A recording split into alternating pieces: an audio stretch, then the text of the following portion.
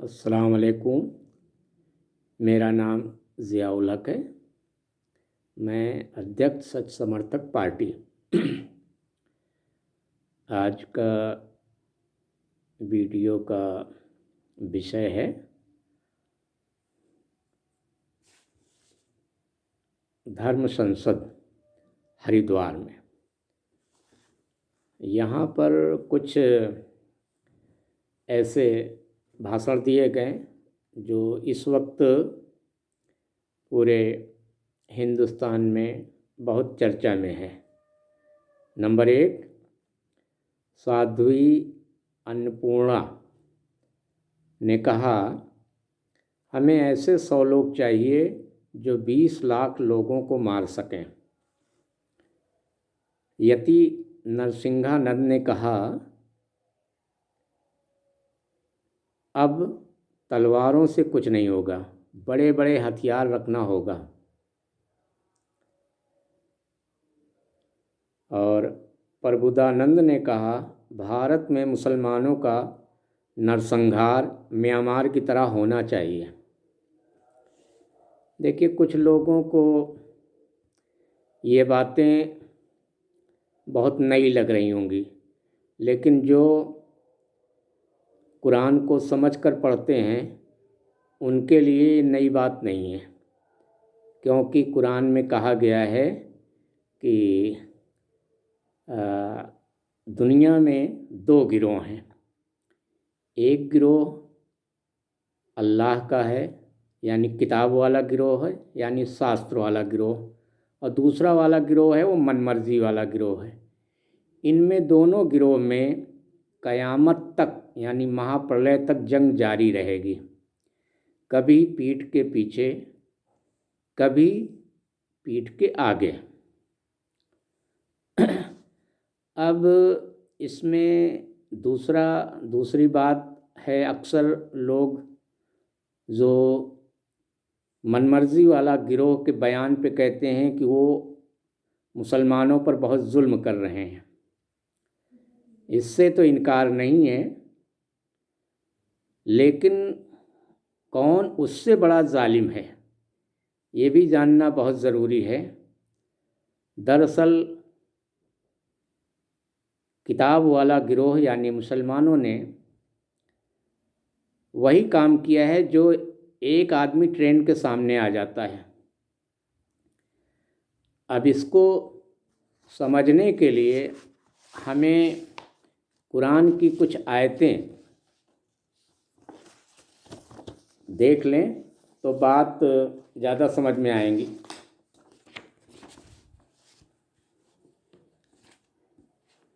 दरअसल ये आयतें उनके बारे में हैं जो मनमर्जी वाले गिरोह के देश के बीच में आके बस गए हैं।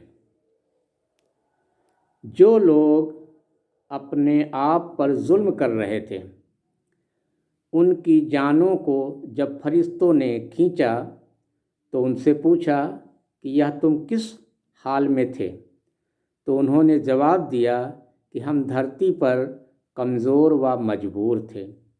फरिश्तों ने कहा, क्या अल्लाह की ज़मीन विशाल न थी कि तुम उसमें हिजरत करते?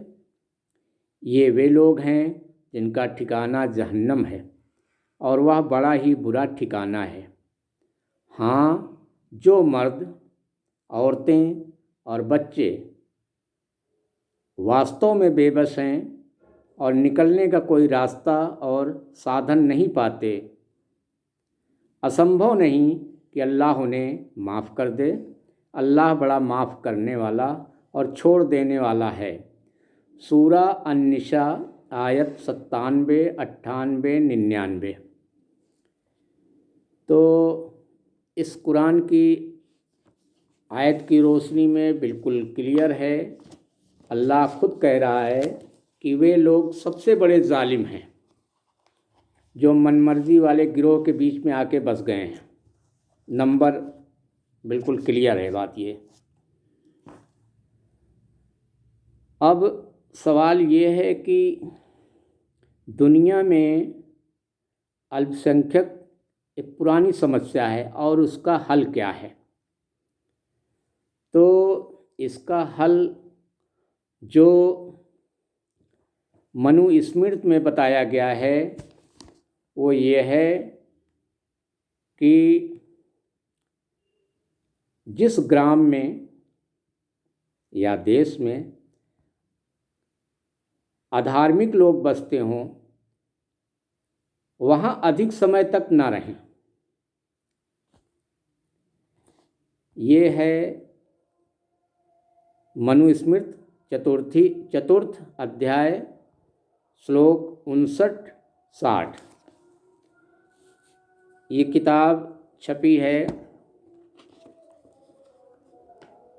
श्री दुर्गा पुस्तक भंडार प्राइवेट लिमिटेड, दरियाबाद, इलाहाबाद से। और कुरान में तो इस अल्पसंख्यक समस्या के हल का निदान कुरान में भी मनुस्मृति के इस श्लोक का समर्थन किया है। कुरान की आयत ने, कुरान में भी यही बात कही गई है कि मुस्लिम को अपने देश में रहना चाहिए। इसकी रोशनी में जो सीए का कानून बना है वो कुरान का समर्थन करता है, इस आयत का।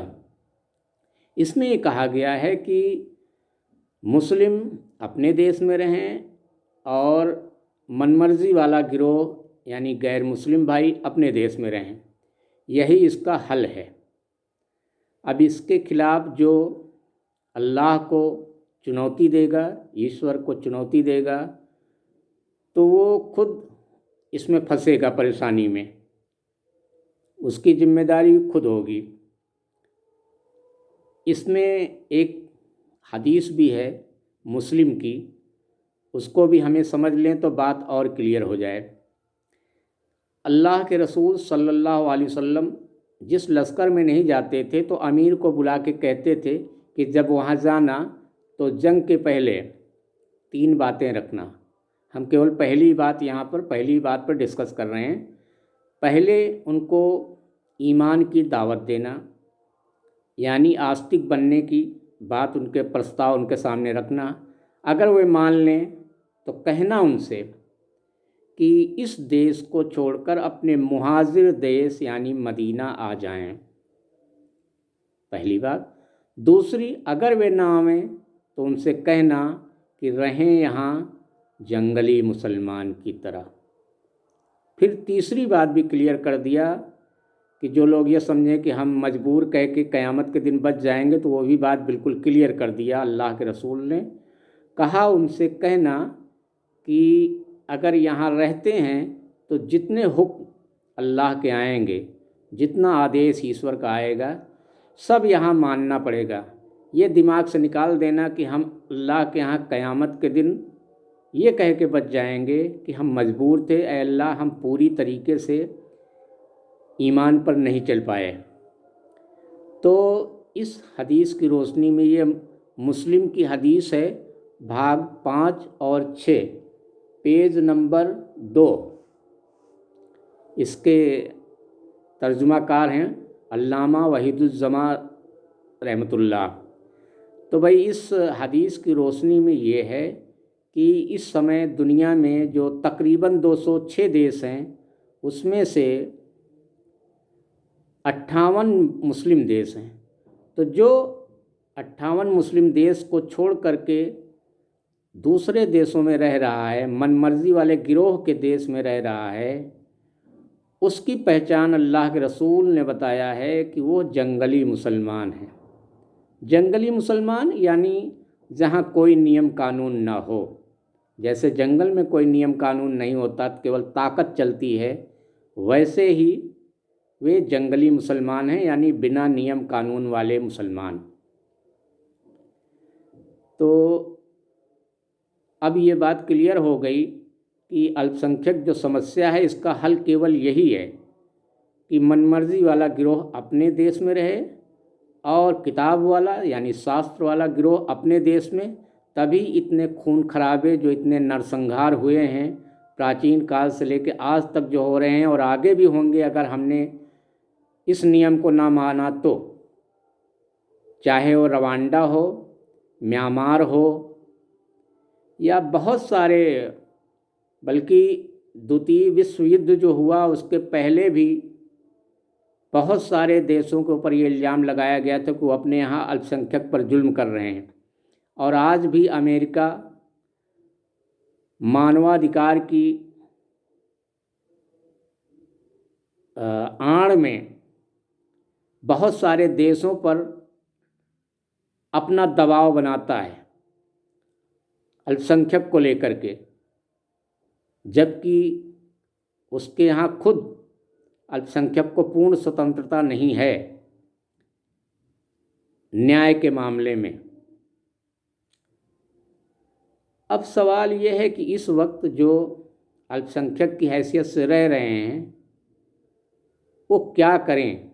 अगर मान लीजिए वहाँ से निकलने का कोई रास्ता नहीं है तो उनके लिए एक ही रास्ता बचता है कि वह वहाँ के रहने वाले, मान लीजिए कि सिंधु स्थान, जिसका बिगड़ा हुआ नाम है हिंदुस्तान, सिंधु स्थान इसका इसलिए नाम पड़ा कि सिंधु नदी के जो पूरब साइड का जो क्षेत्र है ये सिंधु स्थान कहलाता है।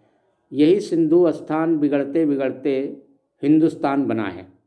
तो यहाँ रहने वाले जो 23 करोड़ मुस्लिम हैं और यहाँ रहने वाले उन भाइयों को जो मूल वेद, मूल मनुस्मृति, मूल गीता, मूल वाल्मीकि रचित रामायण, मूल त्रिपिटक के सिलेबस को लेकर के लोगों को जिस तरीके से अंधेरे से उजाले की ओर बुला रहे हैं और संघर्ष कर रहे हैं, उसी तरीके से उनके साथ मिलकर 23 करोड़ मुस्लिम भी ये काम करे तो हो सकता है कि शायद अल्लाह उन्हें माफ़ कर दे, ईश्वर उन्हें क्षमा कर दे। ये कुछ बातें थी अल्पसंख्यक पर, अल्पसंख्यक एक समस्या पर जो मैंने आपके सामने रखी। अगर किसी भाई को लगता है कि ये बात कहीं गलत है तो मेहरबानी करके संपर्क करें। 93 36 31 68 60 ये मेरा मोबाइल नंबर है। इंशाअल्लाह ईश्वर ने चाहा तो मैं अपनी गलतियों से तौबा कर लूँगा। आज तारीख है 29/12/2021।